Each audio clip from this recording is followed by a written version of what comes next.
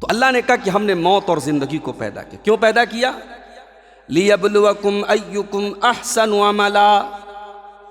اس لیے ہم نے تمہاری پیدائش کی، اس لیے ہم نے تم کو پیدا کیا، اس لیے ہم نے حیات و موت کا یہ نظام بنایا.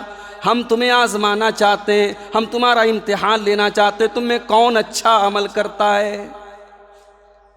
تم میں کون ایسا عمل کرتا ہے جو اللہ کو راضی کرنے والا ہے؟ لِيَبْلُوَكُمْ أَيُّكُمْ أَحْسَنُ عَمَلًا. اللہ تعالیٰ تمہارا امتحان لینا چاہتا ہے کہ کون تم میں بہتر عمل کرتا ہے.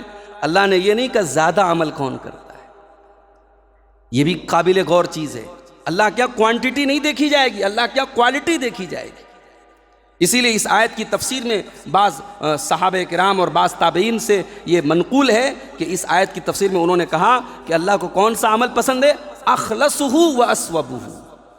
اللہ کو وہ عمل پسند ہے جو خالص ہو، پیور ہو اور صحیح ہو.